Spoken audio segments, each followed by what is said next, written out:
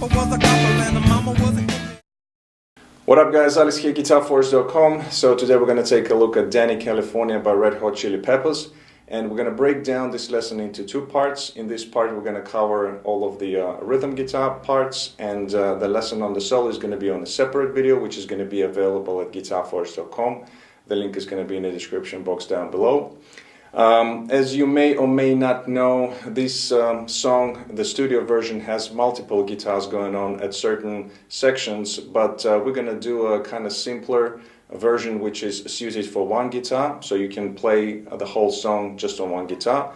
And the tabs and the backing track are going to be available as a bundle at GuitarForce.com. The link is also going to be in the description box down below. I will also post the sort of cover playthrough of the entire song played on the guitar. Hopefully the YouTube will allow that.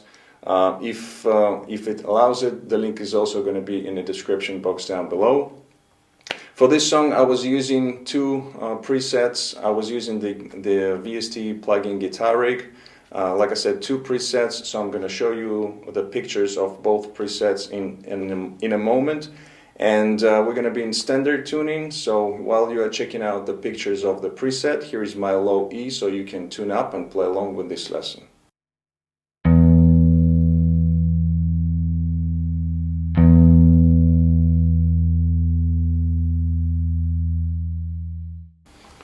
Alright, so let's go for the close-up and start the lesson. Alright, so we're going to break up this song into parts. We're going to start with the intro. It goes like this.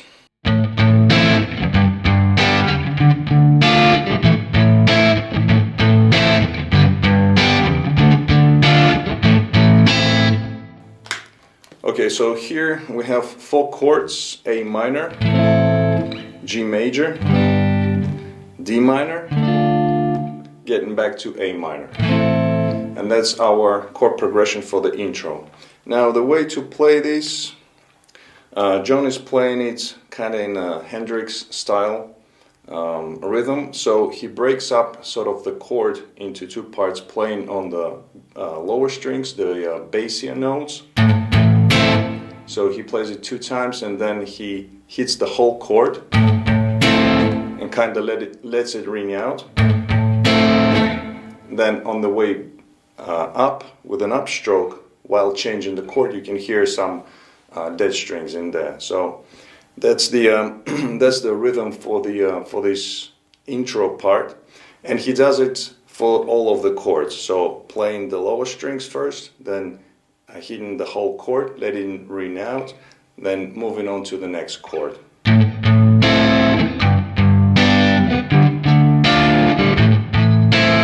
Okay, so that's the pattern. Four chords, playing in that fashion. Then we go into the verse, and the verse consists of two parts. So again, it starts off with the part that we do during the intro, exactly the same way.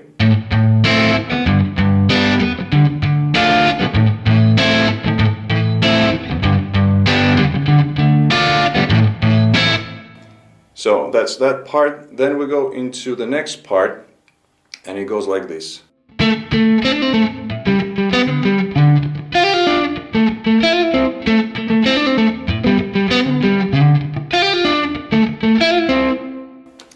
Okay, so what we do here, we're following the same chord progression. So we have the A minor, G, D minor, and A minor.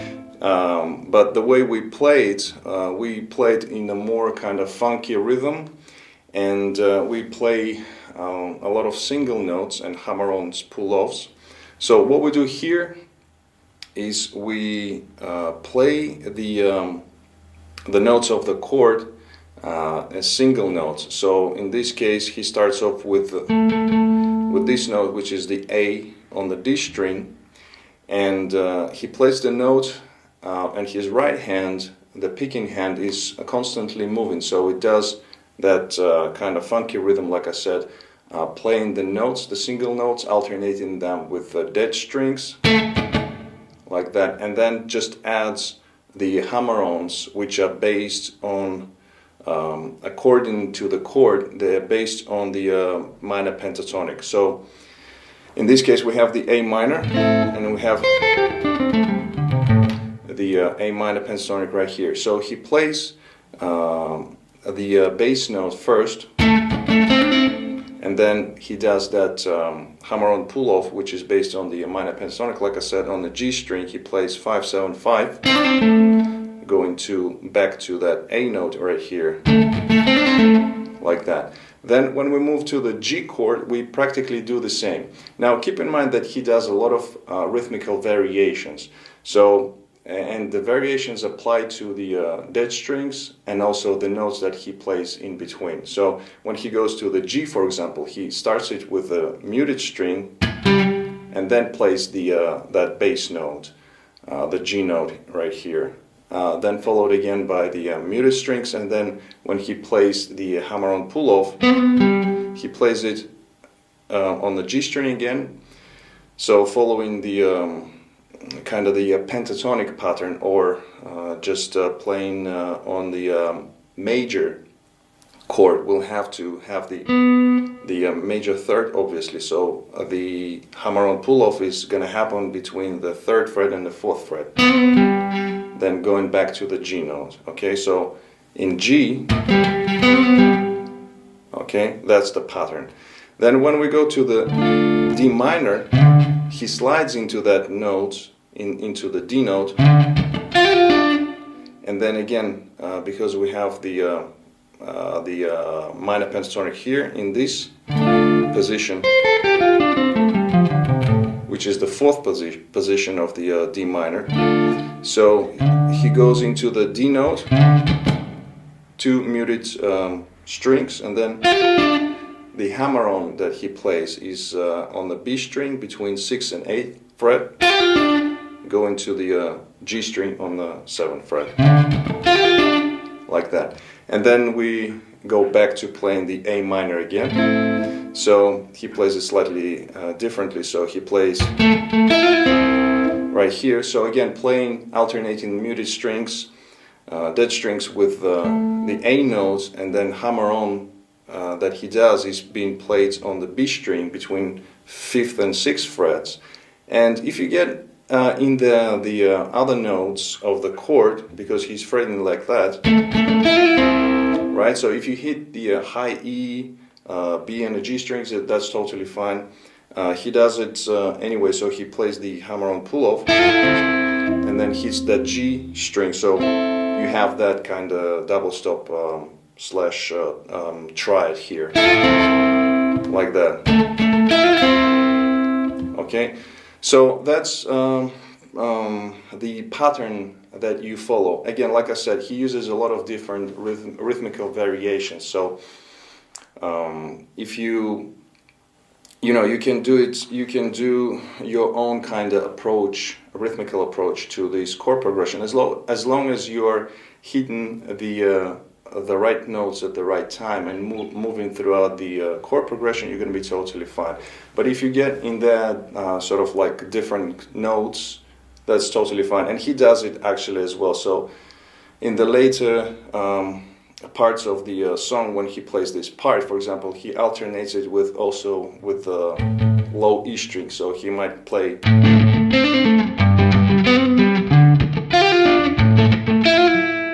like that. So he includes the low E string as well. And like I said, it's the whole kind of funky pattern that he plays. So if you hit other notes, that's going to be totally fine, as long as you're playing the notes of the chord. So that's that part. One more time, kind of slower. I'm going to play through this part. Goes like this.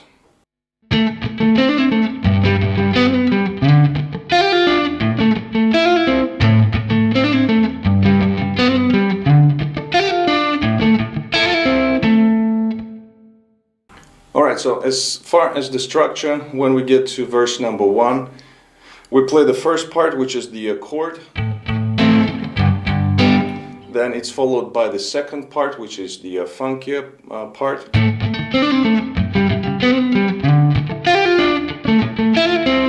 After that, we go back to playing the first part again, so we play the chord.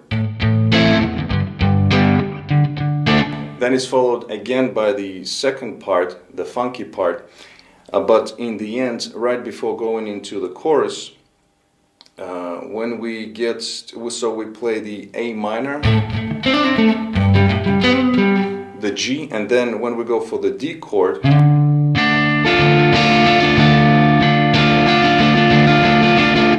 so instead of playing the single notes and then going back to the A, we just go to D minor, and we play this kind of specific rhythmical pattern here. So we stay on this chord basically for 2 bars, kind of building up before going into the chorus. Okay, so we have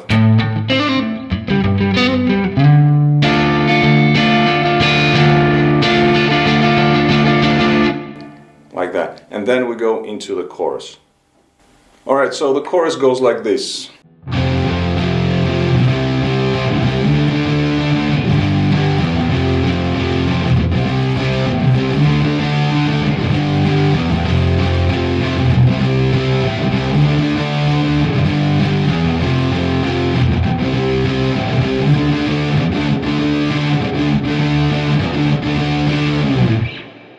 Alright, so in this part we play on the overdriven guitar, and we have 4 chords going on here. All of the chords are going to be power chords. We start off with the F, then we go to C, D, G, and going back to the beginning of the chord progression. So nothing too complicated. We play 8th notes alternating with 16th notes. And we basically have 2 chords to a bar, but watch out for the chord changes, because some occur a little bit earlier and some a little bit later. So we start off with the F power chord,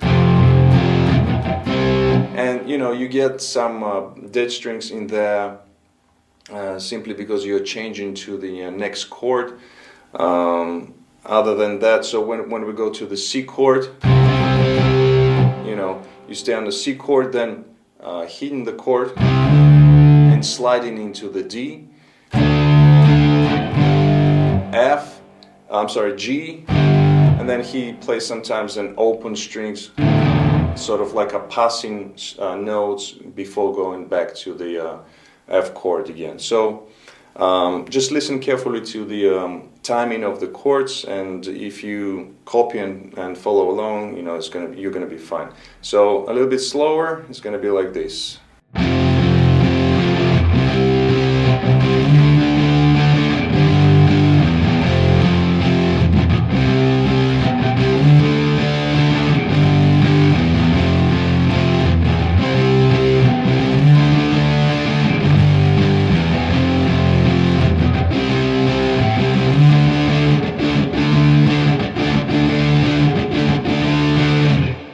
Now in the end of the chorus, as you can see, when we slide from the C to the D chord, we stay on this chord and we play this specific kind of rhythmical pattern.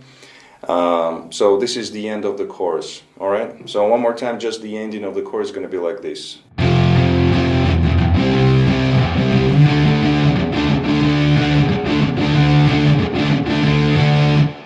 So here we alternate with some dead strings and playing the chord in this specific rhythmical pattern.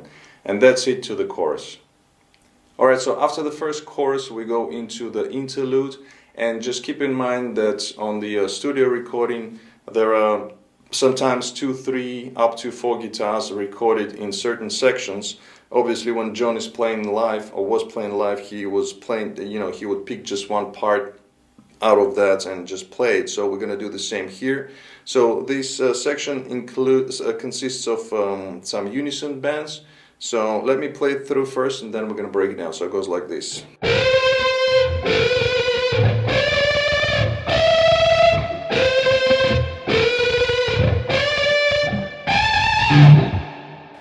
Okay, so here, in case you don't know what the unison band is basically we're fretting one string. In this case we're going to be using the B string, and we are bending the G string up to that pitch. So we have starts off with the 13 on the B and bending the G string on the 15th fret, bending it up and adding some vibrato.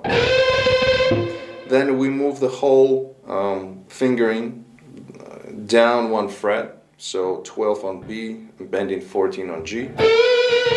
Then we move up 3 frets, so now we're going to be 15 on the B, bending 17 on the G string, and then 2 more frets up, so 17 on B, bending 19, like that. So these are the first 4 bends that we do.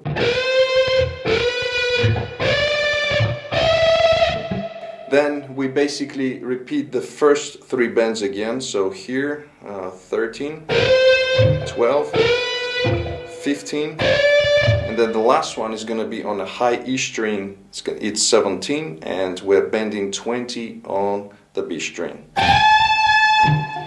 Okay, so that's the interlude section, and then we go into verse number 2, which is exactly the same as verse number 1. It's a little bit shorter, so we play the first part, the second part with an ending, and then we go into the chorus. The chorus is also the same as the first one, and right after the chorus we go into another section, which is break, which goes like this.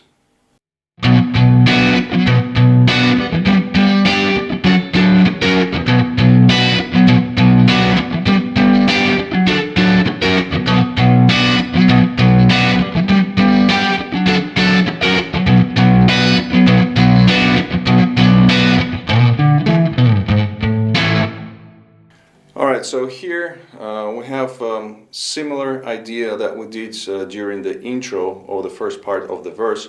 Now obviously the chords are changing, so we go to B minor and we do the same thing, so playing on the lower strings first 2 times and then hitting the whole chord. First part we do it 2 times. Then the next chord is going to be G, but it's in this shape, which is the C shape. And again, we're playing the lower strings, hitting the rest of the chord. Okay. Then we move up to a little bit weird chord. It's a D chord, but with an F sharp in the bass. So it looks like this. And here we're hitting the chord twice, and then we're changing. We have muted strings, and then we play the F sharp kind of power chord, like that. So that's the chord progression, the part for the break. So let me play slowly. It goes like this.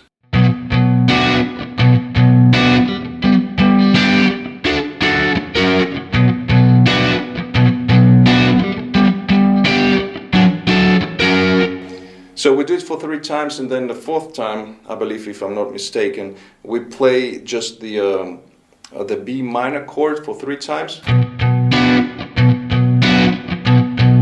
and then we have this. So here, just sliding into the 7th fret on the low E, then 5-7 on the A string, sliding out from the 7th fret, and then we're going back to playing the verse right away, so we slide into the A note, and then it goes as follows, and so on and so forth. So that's the part for the break. Then we have the last verse, verse number 3, again consisting of 2 parts, the chordal part, the funky rhythm part. And then we go into the last chorus. And one more thing I forgot to mention, in the end of the last verse, before going into the chorus, when we go into the D minor chord, then we have this kind of build up before going into the chorus, where we have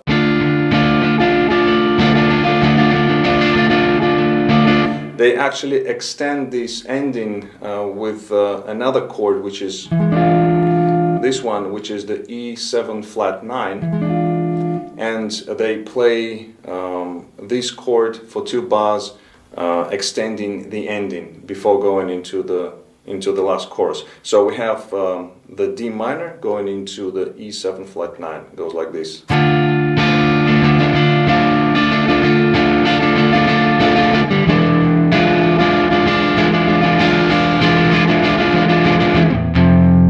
And then they go into the last chorus.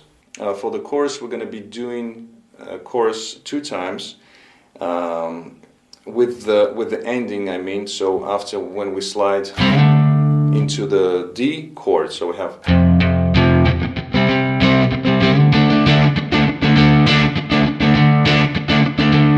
So we have this ending where we stay on the D power chord. Then we repeat the chord progression one more time.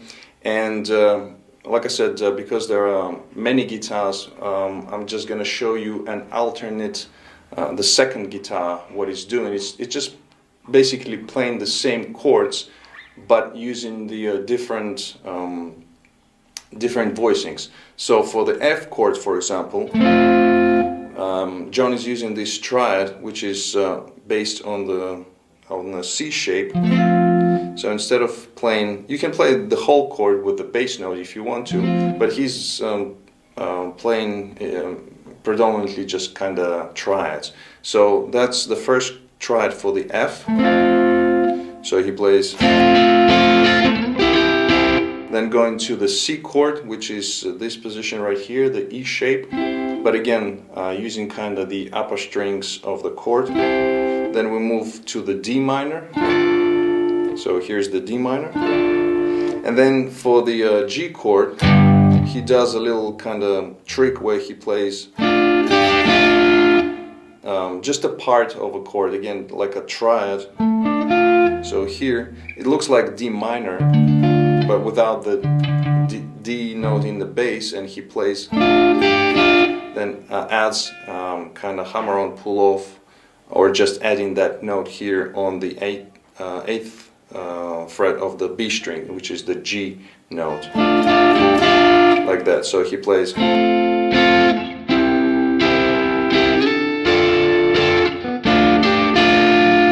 Okay, so if I put together all of the parts, slowly it's going to be like this.